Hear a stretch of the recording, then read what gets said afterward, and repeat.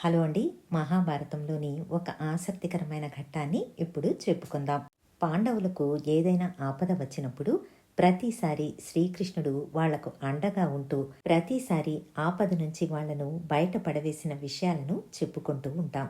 ఈరోజు అలాంటిదే మహాభారతంలోని కర్ణ పర్వంలో వచ్చే ఒక ఆసక్తికరమైన విషయాన్ని చెప్పుకుందాం. కర్ణ పర్వంలో ధర్మరాజు కర్ణుడితో యుద్ధంలో తలపడినప్పుడు బలమైన గాయాలతో తన శిబిరానికి తిరిగి వస్తాడు. ఆ రోజు యుద్ధం ముగిశాక అర్జునుడు తన అన్నైన ధర్మరాజుని పలకరించడానికి వస్తాడు.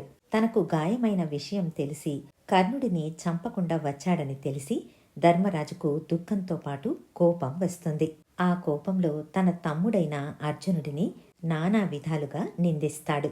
నేను గాంధీవధారుణ్ణి అని చెప్పుకొని తిరిగే నీకు ఆ గాంధీవ ధనుసు ఎందుకు? దానిని ఇంకెవరికైనా ఇచ్చే అని అర్జునుణ్ణి నిందించి గాంధీవాన్ని కూడా నిందిస్తాడు.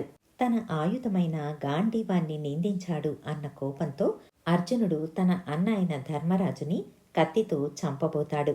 పక్కనే ఉన్న శ్రీకృష్ణుడు అర్జునుణ్ణి ఆపి, అర్జున, ఇదేంటి? అన్న మీదే కత్తిని దూసావా? ఏం చెయ్యాలని అనుకుంటున్నావు అని అడుగుతాడు. అప్పుడు అర్జునుడు, కృష్ణ, నా గాంధీవ ధనుసుని ఎవరైనా నిందిస్తే వాళ్లను చంపుతానని ప్రతిజ్ఞ చేశాను. చేసిన ప్రతిజ్ఞను మీరలేను కదా, అలాగని ఇప్పుడేం చెయ్యాలి అని అడుగుతాడు. అప్పట్లో ఒక మాట ఇస్తే లేదా ఒక ప్రతిజ్ఞ చేస్తే దానికి అంతటి మహత్వం ఉండేది. దానిని తప్పకుండా ఆచరించేవారు. అయితే అర్జునుడికి ఇప్పుడేం చెయ్యాలో తోచలేదు. అప్పుడు శ్రీకృష్ణుడు అర్జునుడితో, ఇప్పుడు నువ్వు ధర్మరాజుని చంపాలి, అంతే కదా? అయితే ఒక పని చెయ్యి. నీ అన్న ధర్మరాజును నలుగురి ముందు నిందించు. అలా నువ్వు అతడిని నిందించావంటే అతడిని చంపిన దానితో సమానం. ఆ విధంగా నీ ప్రతిజ్ఞ నెరవేరుతుంది అని అంటాడు. అర్జునుడు ఎత్తిన ఖడ్గాన్ని వెనక్కి తీసి ధర్మరాజును నానా విధాలుగా నిందిస్తాడు. అటుపై అర్జునుడు మళ్లీ కత్తిని తీస్తాడు. మళ్లీ ఏమైంది అని అడుగుతాడు శ్రీకృష్ణుడు. అప్పుడు అర్జునుడు, అన్నను నిందించిన పాపి నేను. నా పాపానికి ప్రాయశ్చిత్తం లేదు. అందుకే నా తలను నరుక్కుంటాను అని అంటాడు. అప్పుడు శ్రీకృష్ణుడు, ఆగు అర్జున, ఇంకొక పని చెయ్యి. ఇప్పుడు నువ్వు నీ గుణగణాలను, నీ గొప్పతనాన్ని నలుగురి ముందు గొప్పగా చెప్పుకో.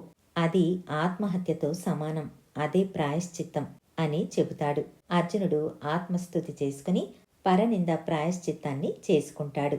అందుకే ఆత్మస్తుతి ఆత్మహత్యతో సమానమని, పరనింద పరవధతో సమానమని చెబుతారు. ఇలా శ్రీకృష్ణుడు అర్జునుడి సమస్యను తీర్చాడు. ఇందులో అందరికీ ఉపయోగపడే నీతి కూడా ఉంది. మళ్ళీ మరొక మంచి విషయంతో మీ ముందుంటాను. ధన్యవాదాలు.